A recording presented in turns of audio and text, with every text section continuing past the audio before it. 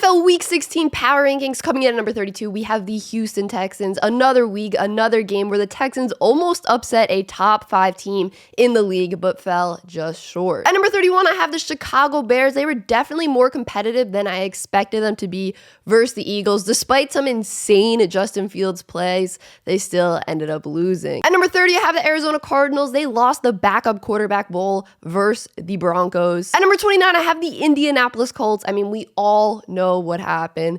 They blew a 33-point lead. I mean, I just feel so bad for Matt Ryan. He just can't escape it. He can't escape it. At number 28, I have the Denver Broncos. They got the win with Brett Rypien under center versus the Cardinals, second and third string quarterbacks, but a win is a win, right? At number 27, I have the Carolina Panthers. This defense couldn't slow down a struggling Steelers offense with Mitch Trubisky under center. They couldn't keep him out of the end zone, and the Steelers went on to win. At number 26, I have the Los Angeles Rams. The magic from last week's comeback seems to have disappeared. They look discombobulated on offense and defense in their loss versus the Packers. At number 25, I have the Atlanta Falcons. Desmond Ridder did not throw for over 100 passing yards in his first NFL start, and they lost versus the Saints. At number 24, I have the New Orleans Saints. This win definitely showed some signs of improvement for their offense that has been struggling to put up points all year long. At number 23, I have the Las Vegas Raiders. So this team won in the wildest way this weekend. This team is so odd though. Like, the Raiders are so odd this year. Last week, they give up a 90-plus yard game-winning drive to Baker Mayfield, who has been on the Rams for 48 hours at that point. Then this week, they win on a messed up lateral pass by the Patriots with no time left. It's a roller coaster of emotions for Raiders fans this year. At number 22, I have the Tampa Bay Buccaneers. They had a 17-3 lead at halftime and ended up losing versus the Bengals. Turnovers just destroyed this team in the second half. They kept setting up Cincy over and over again with great field position. At number 21, I have the Pittsburgh Steelers. A nice bounce back game for Mitch Trubisky, who struggled last week. He led them to victory versus the Panthers. Well, I really shouldn't say he led them to victory. He helped them put up the points they needed to on offense, but this defense really carried the Steelers to victory. They only allowed the Panthers 21 rushing yards in the whole entire game. At number 20, I have the Cleveland Browns. They won a very, very low-scoring game versus the Ravens. This defense stepped up in the big moments when they needed to seal the victory. At number 19, I have the Seattle Seahawks. This team has gone cold. They have lost 4 of their last 5, including Thursday night versus the 49ers. At number 18, I have the Green Bay Packers.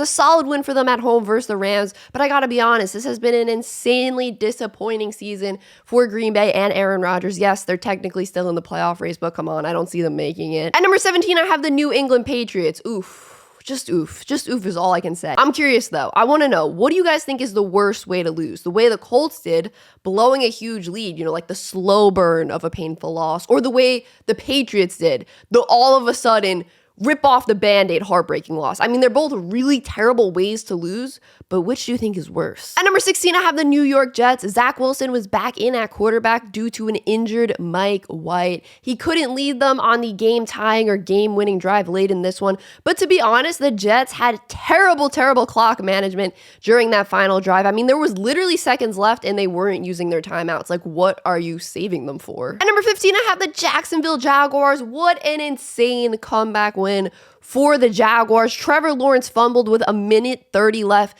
down 3. He got the first down, then was just being sloppy with the ball, careless with the ball, tried to make a spin move even though he already had the first down. Ball came out. Cowboys recover. Cowboys go on offense, but they can't get the first down. Then the Jaguars get the ball back. They end up tying the game and winning it in overtime. At number 14, I have the Tennessee Titans. The Titans are in trouble. They've lost their last 4 games and now only have a 1-game lead in their division over the surging Jacksonville Jaguars. At number 13, I have the Washington Commanders, an extremely tough loss for them versus the Giants with some really questionable calls going against them in crucial moments of this one. At number 12, I have the New York Giants, a huge win for them versus a division rival in prime time with a ton of big playoff implications. Rookie Kayvon Thibodeau basically won the Giants this game. He put this team on his back in this one. At number 11, I have the Los Angeles Chargers, another game-winning drive to set up the game-winning field goal by Justin Herbert. The Chargers are getting healthier, and they might end up sneaking into the playoffs. At number 10, I have the Miami Dolphins. Tua ended up playing better in this loss than he has played the past few weeks, but they still ended up losing their 3rd game in a row. At number 9, I have the Baltimore Ravens. I have been saying this for weeks.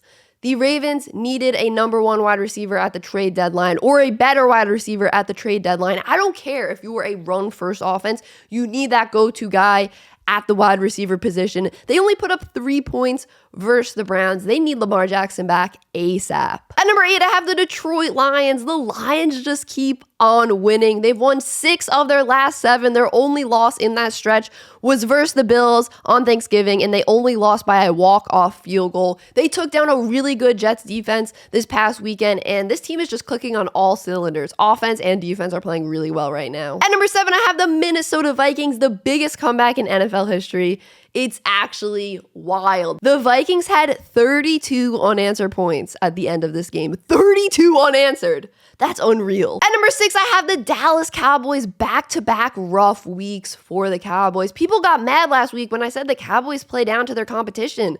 But that's what they do. They can beat anyone, but they can also lose to anyone. They blew a 17-point lead in the third quarter this weekend to lose to the Jaguars in overtime. At number 5, I have the Kansas City Chiefs. The Chiefs are in a similar spot to the Cowboys right now, where they're coming off back-to-back weeks where they played an opponent they should have crushed, but really didn't. It took them until overtime to beat the worst team in the league, the Texans. At number 4, I have the Cincinnati Bengals. After starting the year 0-2, they've only lost 2 games since then. Right now, Cincy is on a 6-game winning streak. It made a 14-point comeback versus the Bucs look really easy because they ended up beating them by 11 in the final score. At number 3, I have the San Francisco 49ers. The 49ers got their 7th win in a row on Thursday night. Brock Purdy is looking really solid under center. And you know, having the best defense in the league has got to calm a rookie quarterback down a little bit and not have them feel so pressured to be like, oh, I can't make mistakes. Because if he does make a mistake, he knows, hey, I got the best defense in the league coming out onto the field to lift me up. At number 2, I have the Buffalo Bills. The Bills got their revenge versus the Dolphins. Josh Allen had a monster game. He threw for over 300 yards. He had 4 passing touchdowns, and he had 77 rushing yards too. And of course, at number 1, I have the Philadelphia Eagles, who are now 13-1. Obviously, this wasn't their most impressive win versus the Bears. It was freezing cold out there. You could tell the cold was kind of getting to them. It wasn't Jalen Hurts' best day through the air. He did have 3 rushing touchdowns, though, but still, they're by far the most dominant and complete team in the league. I want to know who's in your guys' top 5. Let me know in the comments down below. Peace.